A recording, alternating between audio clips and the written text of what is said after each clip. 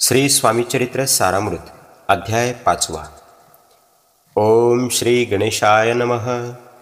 ओम श्री परमात्मने नमः। ओम श्री गुरुभ्यो नमः। भवकानन वैश्वानरा अज्ञानतमच्छेदका भास्करा पूर्ण साक्षी परात्परा भक्ता खरा सदय तू।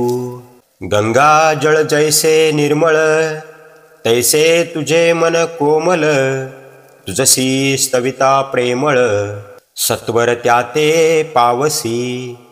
विशेष गंगा जळाहून आपुले असे महिमान पापताप आणि दैन्य तुमच्या स्मरणे निवारती। स्वामी चरित्र कराया श्रवण श्रोते बैसले सावधान प्रसंगाहुनी प्रसंग पूर्ण रसभरीत पुढे पुढे। ज्यांचे सबळ पूर्व पुण्य तया झाले स्वामी दर्शन ऐसे चोळप्पा आदि करुण भाग्यवंत सेवे करी। अक्कलकोट नगरात एक तप पर्यंत स्वामीराज वास करीत भक्त बहुत जाहले। वार्ता पसरली चहूकडे कोणासी पडता साकडे धाव घेती स्वामीकडे। राजेर वाडे थोर थोर म्हणती भोसल्याचे भाग्य परम स्वामी रत्न लाधले उत्तम। नृपती ही भक्त निस्सीम स्वामी चरणी चित्त त्याचे तेव्हा किती एक नृपती स्वामी दर्शन घेऊ इच्छिती आणि आपुल्या नगराप्रती अणु म्हणती तयासी। बडोद्या माझी त्या अवसरी मल्हारराव राज्याधिकारी एकदा तयांचे अंतरी विचार ऐसा पातला। अक्कलकोटाहून स्वामीसी अनावे आपुल्या नगरासी मग कोणे एके दिवशी सभे माझी बैसले। दिवाण आणि सरदार मानकरी तसे थोर थोर बैसले असता समग्र बोले नृपवर तयाप्रती।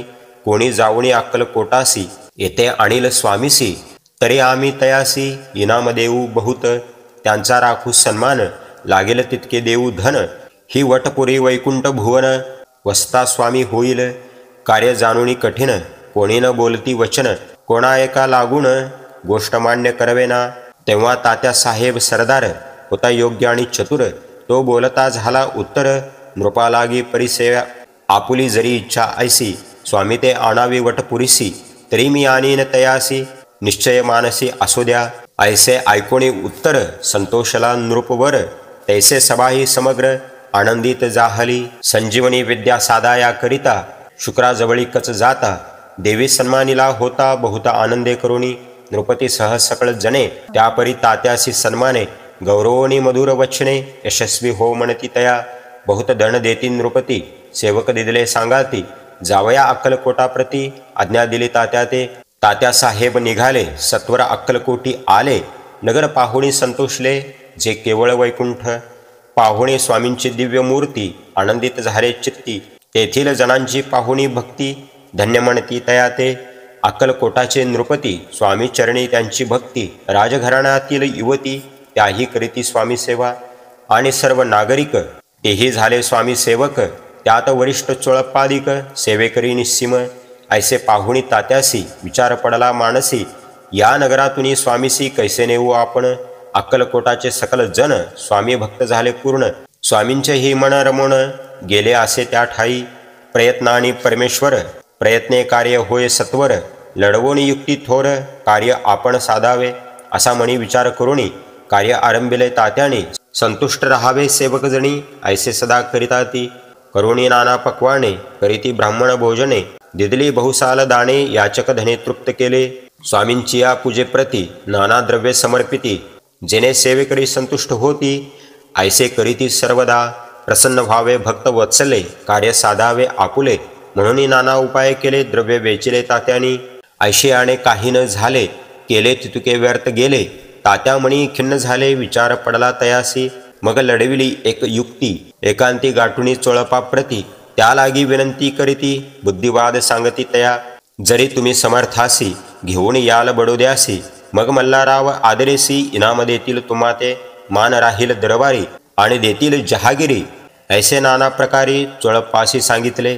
द्रव्येण सर्व वशा चोळप्पासी लागली आशा तयाच्या अंतरी भरवसा जहागिरीचा बहुसाल मग कोणे एके दिवशी करीता असता स्वामी सेवेशी, यतिराज तया समयासी आनंद वृत्ती बैसले. चोळपाणेकर जोडोनी विनंती केली मधुर वचनी, कृपाळू होऊनी समर्थानी बडोद्याप्रती चलावे.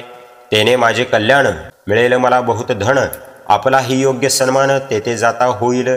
ऐसे ऐकून या वचन समर्थांनी हास्य करून, उत्तर चोळप्पा लागून काय दिले सत्वर.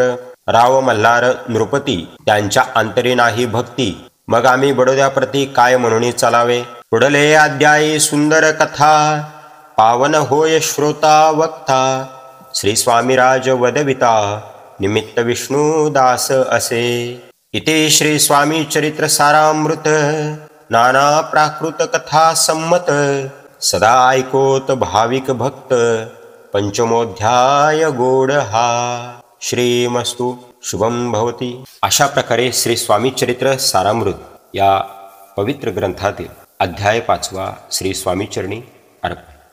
श्री स्वामी समर्थ. श्री गुरुदेव दत्त.